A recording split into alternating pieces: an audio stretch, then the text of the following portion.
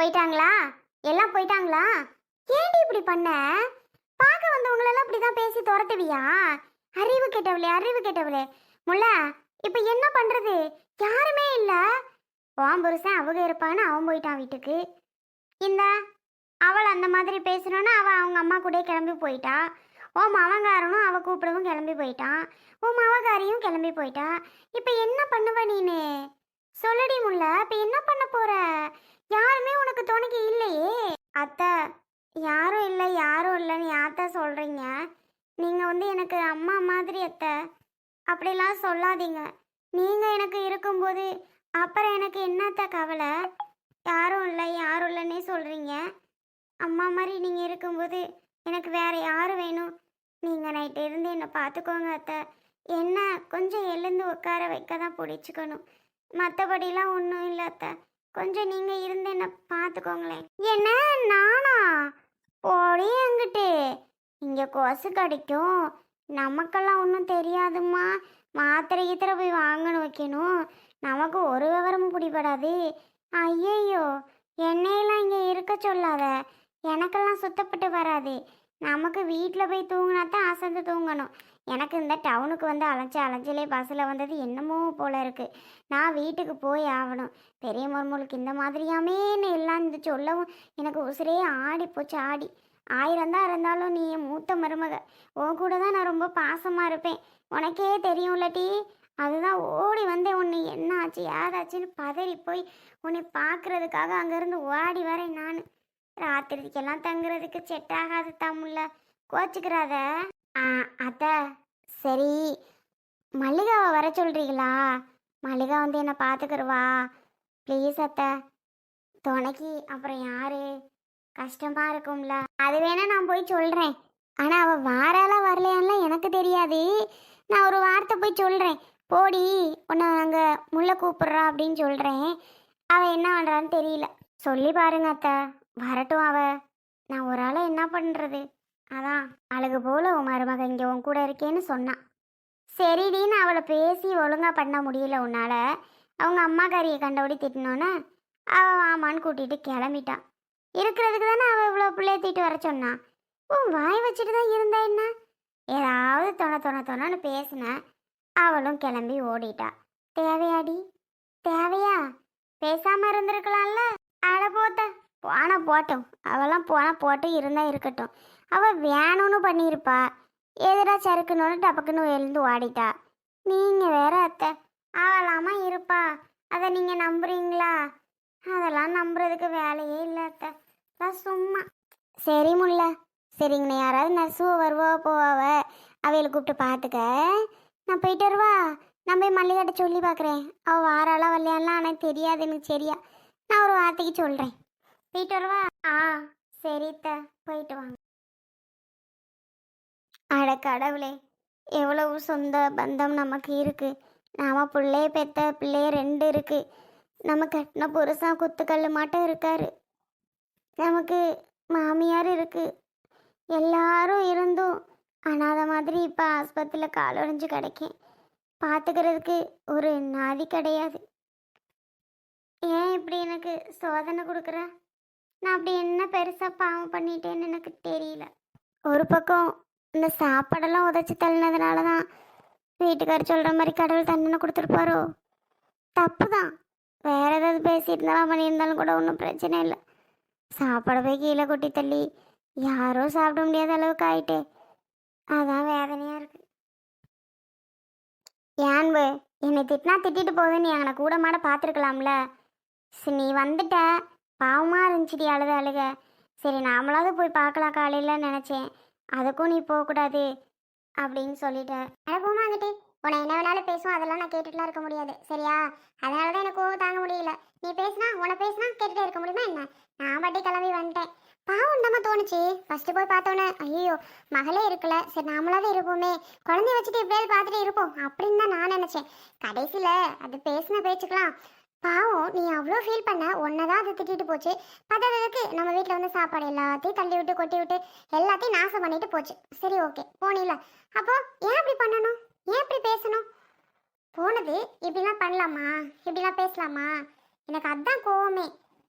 சரி நீ போய் பார்க்கறதுக்காக வர. பார்க்க வரவங்கள இப்படியே கொடூரமா திட்டுவாங்க. செம்ம டென்ஷன் ஆயிடுச்சு. ஏண்டி அன்பு, உன் மாமியார் எவ்வளோ பட்டாலும் எவ்வளோ அடி வாங்கினாலும் திருந்தவே திருந்தாதா? பட்டா புத்தியே வராதா? திரும்ப திரும்ப அவளுக்கு எவ்வளோ பட்டுட்டே இருக்கணும் போல ஏண்டி. நீ வேற பத்தா, அதெல்லாம் இந்த ஜென்மத்துக்கு திருந்தவே திருந்தாது. அது மட்டும் என்ன தெரிஞ்ச விஷயம். சரி என்ன பண்றது, தீபாவளி இப்போ வர சொல்லி என்னை பாடப்படுத்திச்சு. தீபாவளிக்கு வரேன்னு ஒரு பிட்டை போட்டிருந்தேன். இப்போ கண்டிப்பாக போய் ஆகிற நிலமை வரும். ஆமாம், அது நாளைக்கு வீட்டுக்கு வந்துருச்சுன்னா வீட்டில் ஒன்று கூட பண்ண முடியாது. நான் தான் போகணும். என்ன பண்ணுறது? நீ பேசாம இரு, நான் உன்னை விட மாட்டேன். நீ வேற பார்த்தா, நமக்குன்னு ஒரு சுய அறிவு இருக்குல்ல. நீ என்னதான் விடாமல் இருந்தாலும் என்னோட வீடு. நான் தானே போய் அப்போ பார்த்தாகணும்.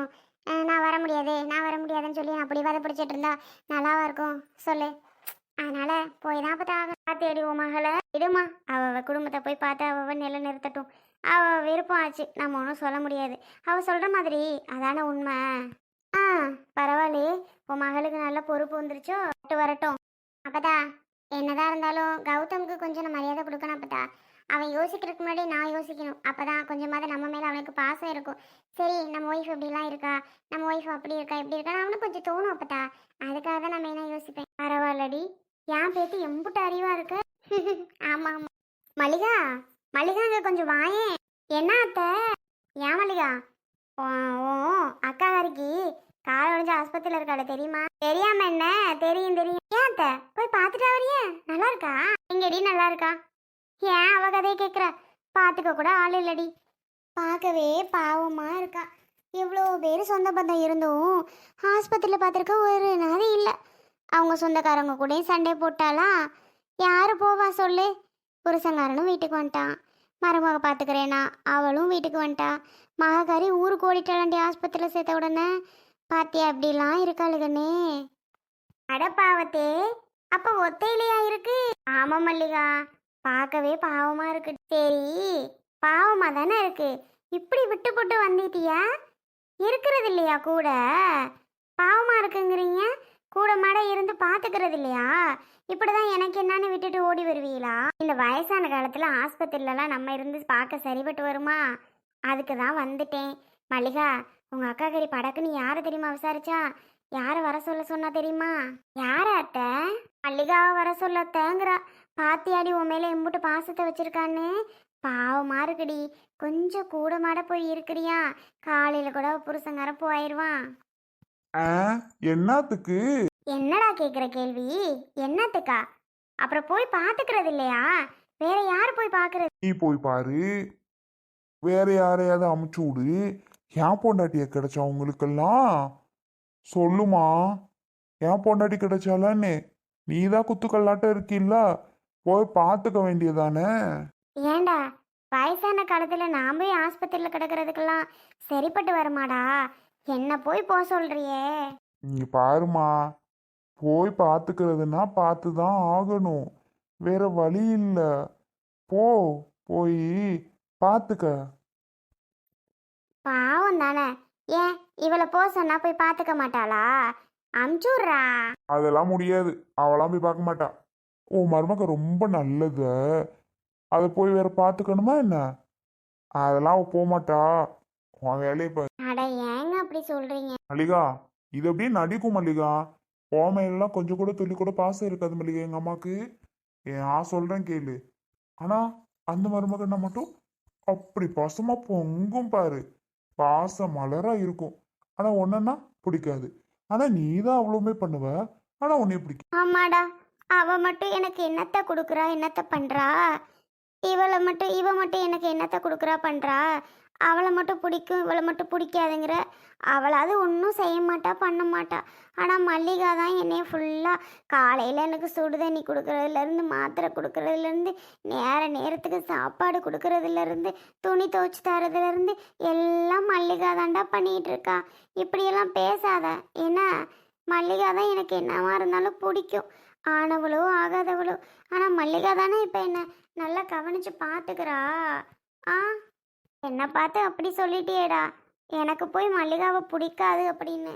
சப்பா, கொஞ்சம் நிமிர்ந்து பாரேன். மா, எப்படி மாப்பிலாம் நடிக்கிற? எங்க இருந்துமா உனக்கு இந்த நடிப்பெல்லாம் வருது? உன் நடிப்புக்கெல்லாம் ஆஸ்கார்டு அவார்டே கொடுக்கலாமா? ஆத்தி, பரவாயில்ல பரவாயில்ல, சூப்பரா நடிக்கிறா. சரி சரி, நிமிரு நிமிரு. உடனே இங்கிட்டு பார்த்தா இவ்வளவு நல்லவம்ப, அங்கிட்டு போய் பார்த்தா அதை நல்லவம்ப. நீ மாத்தி மாத்தி பேசுவன்னு இந்த ஊர் உலகத்துக்கே தெரியும். நிமிரு நிமிரு. நடுவுள்ளவனே, என்ன பார்த்தா அப்படி சொன்ன? என்ன பார்த்தா அப்படி சொன்ன?